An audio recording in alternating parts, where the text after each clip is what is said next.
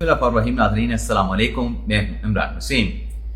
नाज़रीन, प्रोग्राम में सबसे पहले हम बात करेंगे जो आज सऊदी अरेबिया के शहर मक्का से एक खुशखबरी सामने आई कि पाकिस्तान, तुर्की और सऊदीया के माबैन एक सह फरीकी दिफाई मुआहिदा हुआ है।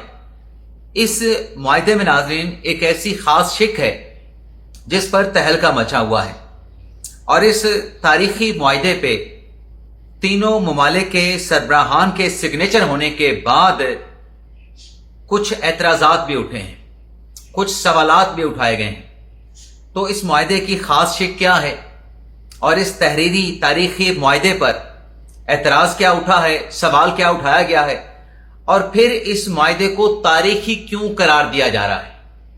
सबसे पहले तो इस मुआहिदे से जुड़ी जो डिटेल्स हैं वो आपकी खिदमत में पेश करेंगे और इसके बाद पाकिस्तान तहरीक इंसाफ से जुड़ी खबरों की जो तफसीलात हैं उनसे भी आप नाज़रीन को आगाह करेंगे। तो प्रोग्राम का आगाज करने से पहले उन दोस्तों से दरखास्त होगी जिनकी तरफ से अभी तक चैनल को सब्सक्राइब नहीं किया गया कि वो चैनल को सब्सक्राइब कर लें, बेल आइकॉन का बटन प्रेस करें, वीडियो पसंद आए तो इसे लाइक और शेयर जरूर कीजिएगा। नाज़रीन, वज़ीर आज़म शहबाज शरीफ अपने आला सतह के डेलीगेशन के साथ जब गुज़िश्ता रोज सऊदी अरेबिया के लिए रवाना हुए तभी ये खबरें सामने आना शुरू हो चुकी थी कि पाकिस्तान, सऊदी अरेबिया और जो तुर्की के सदर तैयब उर्दगान सऊदी अरेबिया पहुंच रहे हैं। तीनों ममालिक के माबैन एक तारीखी मुआहिदा होने जा रहा है। तीनों ममालिक के जो सरबराहान हैं, वैसे तो सऊदी वली अहद शहजादा मोहम्मद बिन सलमान जो हैं वो अभी सरबराह तो सऊदी अरेबिया की हुकूमत के नहीं बने हैं, लेकिन उनका किरदार जो है वो सरबराह जैसा ही है। तैयब उर्दगान पहुंचे, वज़ीर आज़म शहबाज शरीफ साहब पहुंचे और आज जुमा नमाज के बाद ये खुशखबरी सामने आई कि तीनों ममालिक के माबैन जो दिफाई स्ट्रेटेजिक मुआहिदा है उस मुआहिदे पे दस्तखत हो गए हैं।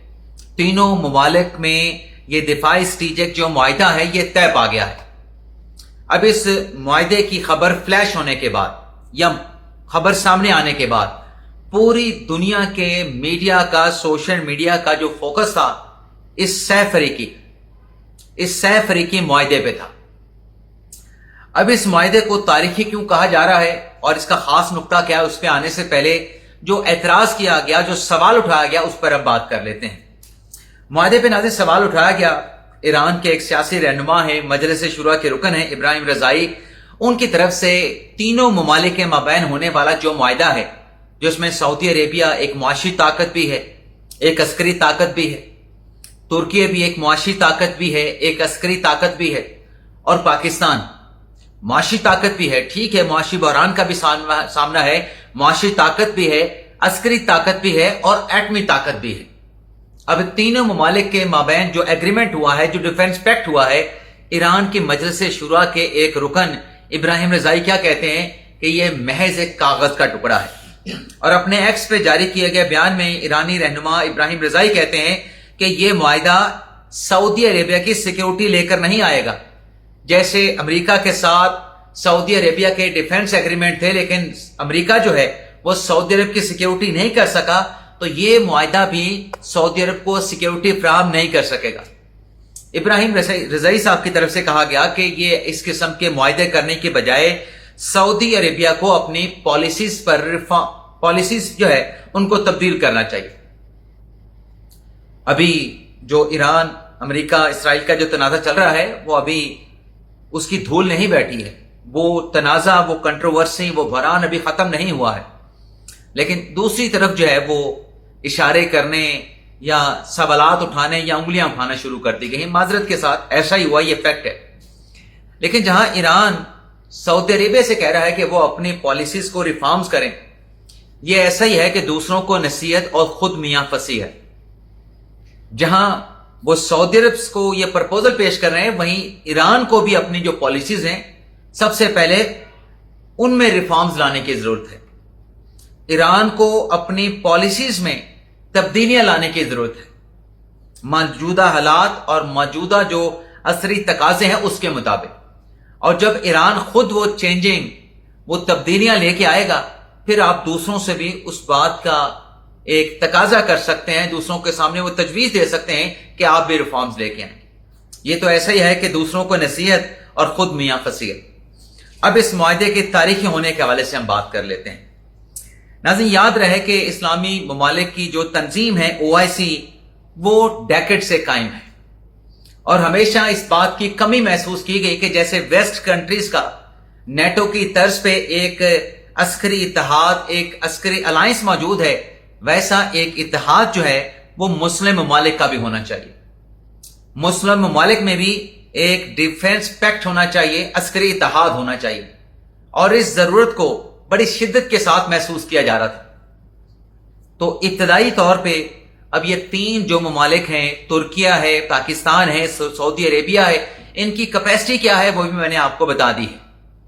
تو ایک تو اس اعتبار سے یہ تاریخی معاہدہ ہے، اور دوسرا اگر آپ ماضی میں سعودی عربیہ اور ترکیہ کے آپس میں تعلقات کو دیکھیں تو اس معاہدے سے سعودی عربیہ اور ترکیہ کے جو باہمی تعلقات ہیں اس میں ایک نیا پالیسی شفٹ آیا ہے۔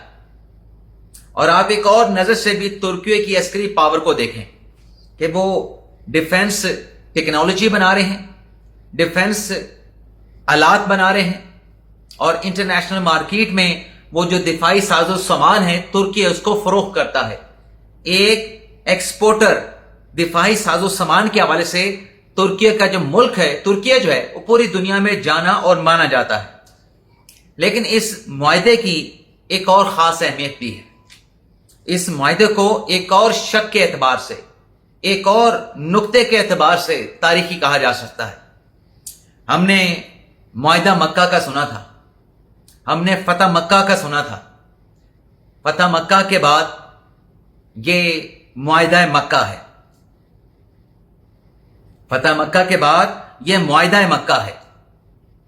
اور اس کے ساتھ ساتھ ناظرین اس پہ جو دستخط ہوئے وہ مکہ کے شہر بیت اللہ شریف کے عقب میں، عقب کہہ لیں یا اس کے پیچھے صفا مروہ والی سائٹ پہ، جہاں ایک طرف صفا کی پہاڑی ہے دوسری طرف مروہ کی پہاڑی ہے، وہاں پہ بنایا گیا یہ شاہی محل ہے، رائل پیلس ہے، جسے صفا محل کا نام دیا گیا ہے۔ مکہ شہر میں یہ معاہدہ ہوا ہے، خانہ خدا میں، خدا کے گھر کے بالکل ساتھ، بیت اللہ شریف کے بالکل ساتھ، وہاں پہ یہ معاہدہ ہوا ہے۔ اور پھر آپ نے یہ بھی دیکھا کہ اس معاہدے پہ سگنیچر کرنے کے بعد جو تینوں سربراہان تھے وہ نماز جمعہ ادا کرنے کے لیے بیت اللہ شریف بھی اکٹھے کھڑے تھے، اور بالکل واکنگ ڈسٹینس ہے۔ میں نے کہا نا کہ بالکل وہ جو صفا محل ہے وہ ایسے ہی ہے کہ 50 میٹر کا بھی فاصلہ نہیں ہے، بلکہ 20 میٹر کا بھی فاصلہ نہیں بیت اللہ شریف سے اس محل کا۔ سامنے کلاک ٹاور ہے، اس کے اپوزٹ جو ہے یہ الصفا پیلس ہے، رائل پیلس ہے۔ اب اس معاہدے میں ہے کیا؟ یہ ڈیفنس ایگریمنٹ ہے، یعنی ایک ملک پہ حملہ، تینوں ملکوں پہ حملہ تصور کیا جائے گا۔ لیکن یہ اتحاد اس لیے نہیں بنا کہ یہ لشکر کشی کر کے دنیا کو یہ تینوں ممالک جو ہے وہ فتح کرنے کے لیے نکلیں گے۔ یہ دفاع اس لیے بنا ہے کہ اگر لشکر کشی ہوتی ہے ان تینوں ممالک پہ، سعودی عربیہ پہ، پاکستان پہ اور ترکیہ پہ، تو اس لشکر کشی یا اس جارحیت کا جو ہے اس دفاعی اگریمنٹ کے ذریعے جو ہے وہ جواب دیا جائے گا۔ اب ترجمان دفتر خارجہ کی جانب سے جو اعلامیہ جاری کیا گیا اس میں یہ کہا گیا کہ یہ کسی جارحیت کے لیے اتحاد نہیں بنا، بلکہ جو دفاعی طاقت ہے تینوں ممالک کی، اس معاہدے کے ذریعے اس دفاعی طاقت کو مضبوط بنانے پہ اتفاق ہوا ہے۔ یہ ایک ڈیفنس ایگریمنٹ ہے، کسی کے خلاف جارحیت کے لیے یہ دفاعی معاہدہ نہیں ہوا ہے۔ اور اس معاہدے کے ذریعے جو تینوں ممالک کے تعلقات ہیں، خاص طور پہ جو ڈیفنس آپس میں کوآپریشن ہے، اس کو مزید سٹرینتھن کیا جائے گا۔ اب ناظرین اس معاہدے کے بعد پہلے پاکستان کا بائی لیٹرل ایگریمنٹ ہوا سعودی عربیہ کے ساتھ، پھر کویت کے ساتھ بھی اسی نوعیت کا دفاعی تعاون کا معاہدہ ہوا۔ اب یہ ٹرائی نیشن معاہدہ ہوا ہے، ڈیفنس اسٹریٹجک پیکٹ ہوا ہے۔ تو یہ کیسے ہو سکتا ہے کہ پاکستان ایک انٹرنیشنل کھلاڑی کے طور پہ ابھر کے سامنے آئے، انٹرنیشنل گیم میں پاکستان کا ایک بڑا رول ہو، انٹرنیشنل پولیٹیکل گیم کہہ لیں یا کوئی بھی آپ اس گیم کو نام دے دیں، اور پاکستان خود جو ہے وہ عدم استحکام کا شکار ہو یا پاکستان میں انتشار ہو۔ तो जहां पाकिस्तान अपना इंटरनेशनल इस किरदार को एक इंटरनेशनल खिलाड़ी के तौर पे लेके चलेगा, वहीं यह मुमकिन नहीं कि मुल्क में अदम इस्तेहकाम हो। मुल्क में इस्तेहकाम होना, इंतशार का खात्मा होना नहायत जरूरी है। तो ये मुआहिदा जो है, इस मुआहिदे के बाद पाकिस्तान के अंदर जो बेयकीनी है, अनसर्टेनिटी है, उसके खात्मे के हवाले से भी इकदाम जो है उठाए जाएंगे ताकि दुनिया को एक पॉजिटिव पैगाम जाए। अब नाज़रीन बात कर लेते हैं जो पीटीआई से जुड़ी खबरें हैं, उनकी तफसीलात से आपको आगाह करते हैं। कल यह खबर सामने आई कि जो स्पीकर साहब के साथ आमिर डोगर साहब ने मुलाकात की है, जिसमें तारिक फजल चौधरी साहब भी मौजूद थे, उस मुलाकात में पीटीआई को मुज़ाकरात की पेशकश की गई। लेकिन आज अय्याज सादिक साहब ने कैटेगोरिकली ये कहा है कि मैंने तो तौबा कर ली है कि पाकिस्तान तहरीक इंसाफ की क़यादत को मुज़ाकरात का नहीं कहना। अय्याज सादिक साहब कहते हैं कि मैंने बातचीत का, मुज़ाकरात का ऑफर इसलिए पीटीआई को नहीं कहना क्योंकि ये लोग संजीदा नहीं, गैर संजीदा हैं और ये मुज़ाकरात बातचीत करना ही नहीं चाहते। मैंने ये मुज़ाकरात वाला बात बंद कर दिया है और मुज़ाकरात की ऑफर दे दे के आए, बैठें पार्लियामेंट में, किसी जगह को सजेस्ट कर दें, प्रपोज कर दें, लेकिन मैं थक गया हूं क्योंकि पाकिस्तान तहरीक इंसाफ मुज़ाकरात में संजीदा नहीं है। अय्याज सादिक साहब कहते हैं कि अगर मुज़ाकरात की ऑफर कोई तारिक फजल चौधरी साहब ने की है तो मेरे नॉलेज में नहीं। अय्याज सादिक साहब का यह भी कहना है कि प्राइम मिनिस्टर ने अपोजिशन को मुज़ाकरात की ऑफर की, पार्लिमानी कमेटी बनी, लेकिन इनकी तरफ से जो रवैया था वो इंतहाई गैर संजीदा था। अब यहां पे एक और ट्विस्ट भी आया है। जो इमरान खान साहब के हुक्म पे तहरीक इंसाफ के रहनुमाओं ने स्टैंडिंग कमेटी छोड़ दी थी, स्टैंडिंग कमेटी की चेयरमैनशिप को छोड़ दिया था। आज अय्याज सादिक साहब ने यहां तक भी कह दिया है कि कायमा कमेटियां तो आपने छोड़ दी, कायमा कमेटियों की चेयरमैनशिप को भी आप प्रिजाइड नहीं कर रहे, उन कमेटियों के इजलास को। तो जो स्टाफ आपको मिला हुआ है, जो गाड़ियां आपको मिली हुई हैं, जो दीगर मरात आपको मिली हुई हैं, वो तहरीक इंसाफ के लोग वापस कर दें ताकि उन्हें किसी और जगह पर जो है उस स्टाफ को यूटिलाइज किया जा सके। और इसके साथ साथ नाज़रीन, जो मौलाना फजल रहमान साहब से मुतल्लिक हमने कहा था खबर आपके साथ शेयर करेंगे, तो मौलाना साहब का भी इनकार है कि इमरान खान साहब की रिहाई के हवाले से पीटीआई के साथ हम कोलिशन में नहीं जा सकते, इत्तेहाद में नहीं जा सकते, अलायंस नहीं बना सकते। हम बाकी इश्यूज के ऊपर, जैसे मुल्क में इस्लामी नफाज लेके आना है, उसके नफाज का मामला है, मुल्क की मामलात को इस्लामी तालीमात के मुताबिक ढालना है, इसराइल को एक्सेप्ट ना किया जाए, इसराइल के खिलाफ जो है एक सख्त स्टांस लिया जाए, और फिर जो अहमदी हैं उनके खिलाफ भी जो है एक सख्त मौक़िफ़ लिया जाए। हम तो इस बात के ऊपर पीटीआई के साथ बैठने के लिए तैयार हैं। इमरान खान साहब की रिहाई हमारा सरदर्द नहीं है।